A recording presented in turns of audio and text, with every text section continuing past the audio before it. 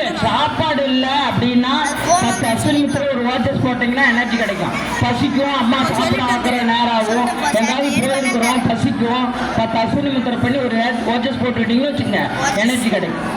சரிங்களா?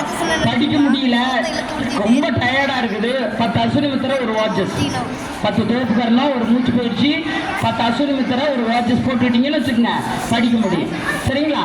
இது சாயந்தரம் செய்யற 3 பயிற்சி. இப்ப காலையில செய்யற எந்தெந்த பயிற்சி பாருங்க, நின்றுகிட்டு ஒண்ணு, உட்காந்துட்டு ஒண்ணு, படுத்துக்கிட்டு ஒண்ணு. சாயந்தரம் செய்யறது வலது கை இடது கை உட்காந்துக்கிட்டு 3 பயிற்சி, அவ்வளவுதான். போதுமா? சரி, மணி எத்தனை இருக்கு? 10 நிமிஷம். வாழ்க வளமுடன்.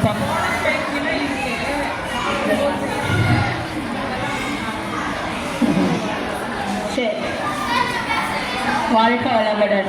சரி, இந்த பயிற்சி பண்ணீங்களா? இந்த பயிற்சி பண்ணீங்களா? எல்லாருமே உட்காண்டே பண்ணிட்டீங்க. இப்போ நான் பண்ணும்போது எத்தனை பேருக்கு சிரிப்பா இருந்துச்சு சொல்லுங்க பார்க்கலாம்.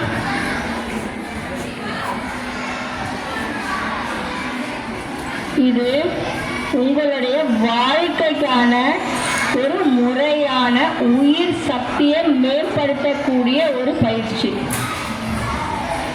ஓகேவா?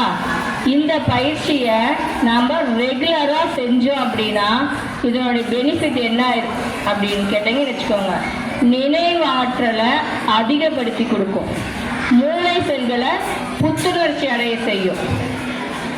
அதாவது அம்மா சொன்னாங்க, மூலாதாரத்தில் இருக்கக்கூடிய சக்தியை மேல் எழுப்பிட்டீங்க.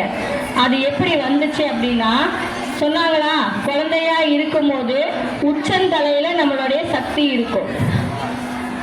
கவனிங்க, உச்சந்தலையில இருக்கக்கூடிய அந்த சக்தியானது 2 வயசு அப்படிங்கும் போது உங்களுடைய புருவ மத்திக்கு வந்துடும்.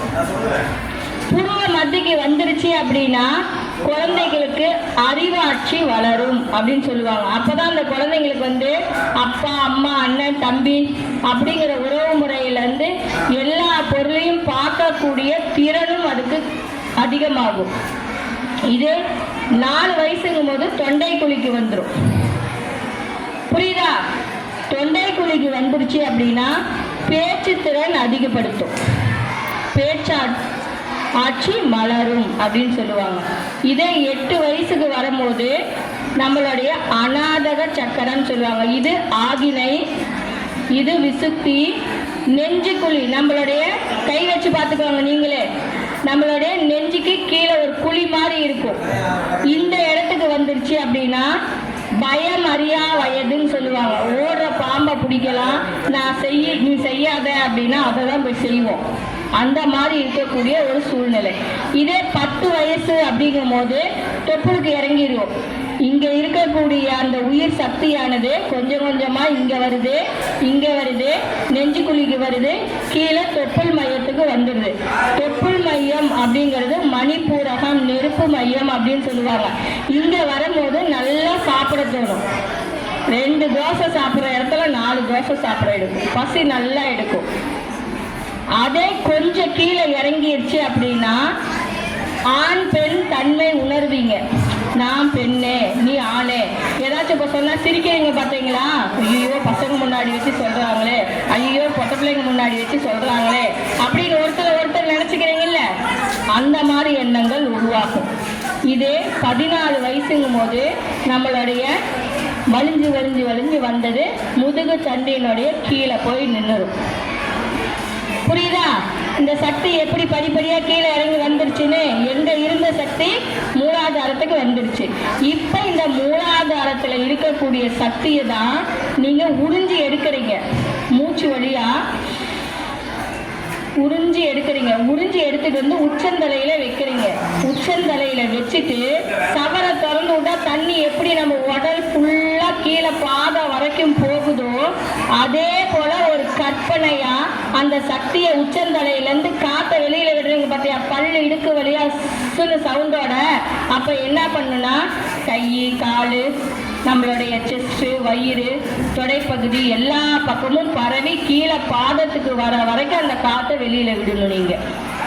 சவரில் நின்னா எப்படி நிலைவீங்களோ, இல்லை ஒரு அருவியில் போய் நின்னா எப்படி நிலைவீங்களோ, அதே போல் அந்த காற்றை உங்கள் உடல்ல இருந்து எடுக்கக்கூடிய சக்தி காற்றை உடல் முழுவதும் பரவ விட்டுக்கிட்டீங்க அப்படின்னா நாள் ஃபுல்லாக எனர்ஜி தான். 1 மணி நேரம் நீங்கள் படிக்க வேண்டியது 1/2 மணி நேரத்தில் படிக்கக்கூடிய அளவுக்கு அந்த மூளை செல் சுறுசுறுப்பாயிரும், புத்துணர்ச்சி அடைஞ்சிரும். மூளை செல்கள் எல்லாம் அப்படியே ஊக்குவிக்கப்பட்டுரும், புதுப்பிக்கப்படும் சொல்லுவாங்க. நம்மளுடைய உடல் செல்கள் டெய்லியும் அழிஞ்சு அழிஞ்சு அழிஞ்சு அழிஞ்சு செத்து செத்து புது செல்கள் தான் உருவாகிட்டு இருக்கோம். அந்த செல்லெல்லாம் நம்ம உடம்புக்குள்ளேயே தங்க தங்க தங்க நம்மக்கிட்ட என்ன ஆகும், சோம்பேறித்தனமும் அழுக்குத்தனமும் தான் இருக்கும். அப்போ நம்ம படிக்கிறதே நம்ம மனசில் நிற்காது, கவனங்கள் சிதறும், எண்ணம் தடுமாற்றம் ஆகும். ஆனால் இந்த ஒரு பயிற்சியை நாம் செஞ்சிட்டோம் அப்படின்னா எக்காரணத்தை கொண்டும் நம்மளுடைய மனம் தடுமாற்றம் அடையாது. எந்த ஒரு செயலை செய்யும் போதும் இந்த செயல் நல்லதா, இந்த செயல் செய்யலாமா அப்படின்னு உன்னுடைய மனசே கேட்கும். இதை நீ செய்யாத, இதை அப்படி பண்ணாத, இது தப்பு, இதை நீ செய்ய அப்படின்னு சொல்லி உன்னுடைய மனசே உனக்கு கட்டளை போடும்.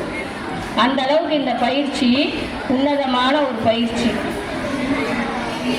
புரியுதா? உங்களுக்கெல்லாம் புரிஞ்சா புரியலையா? புரிஞ்சா புரியலையா? சரி, இந்த பயிற்சியை நாம் ஒவ்வொரு கிளாஸ்லையும் இந்த பயிற்சியை ஃபஸ்ட்டு செஞ்சுருவோம். இன்னைக்கு வந்து செய்யலை அப்படிங்கிறதெல்லாம் கிடையாது. இனிமேல் ஒவ்வொரு பயிற்சியிலையும் ஃபஸ்ட்டு உங்களுக்கு காயக்கல்ப பயிற்சி தான், அதுக்கப்புறம் தான் சின்ன சின்ன உடற்பயிற்சிகள் வரும். நாளைக்கு வந்து உங்களுக்கு ஆக்கினை சாந்தி அப்படிங்கிற 2 தியானம் கொடுப்பாங்க. ஆக்கினை சாந்தி அப்படிங்கிற 2 தியானம் கொடுப்பாங்க. அந்த தியானமும் உங்களுடைய மனதை வளப்படுத்தக்கூடிய தியான பயிற்சிகளாக அமையும். புரியுதாப்பா எல்லாத்துக்கும்? இதில் யாருக்காவது எந்த டவுட்டாவது இருக்குதா? இதில் யாருக்காவது டவுட்டுன்னா சொல்லுங்க பார்க்கலாம். யாருக்குமே எந்த டவுட்டுமே இல்லையா? ஒன்றா புரியலைன்னா எனக்கு டவுட்டே வராது, புரிஞ்சாலும் நாங்கள் பயந்துக்கிட்டு டவுட்டே கேட்க மாட்டோம். இதில் நம்ம எந்த கேரக்டரு? 1 2 புரிஞ்சிருச்சு, ஆனால் நாங்கள் கொஸ்டின் எல்லாம் கேட்க மாட்டோம், அப்படி தானே? சரி, வாழ்க வளமுடன். இந்த பயிற்சிகளை பிடிச்சிக்கலாமா? Sir time முடிஞ்சிருச்சிங்களா? சரி, இந்த பயிற்சிகளை மறுபடியும் நாளைக்கு வந்துட்டு இந்த பயிற்சியை ஆகினை அப்படிங்கிற ஒரு தியானம் பண்ணிவிட்டு அதனை தொடர்ச்சியாக இந்த பயிற்சியை செஞ்சுட்டு சாந்தி தியானமும் பண்ணிடுவோம். வாழ்க வளமுடன். நீங்கள் கேர்ள்ஸ் மட்டும் இந்த பயிற்சி முடிச்சு கிளம்பும் போது கேர்ள்ஸ் மட்டும் இருங்க, பாய்ஸ் இருந்துச்சு அவங்க கிளாஸுக்கு போயெல்லாம் சார் வந்து சொன்னதுக்கு அப்புறமேட்டுக்கு ஒரு சின்ன ட்ரிக்ஸ் மட்டும் இந்த பயிற்சிக்காக. ஓகேவா? சரி.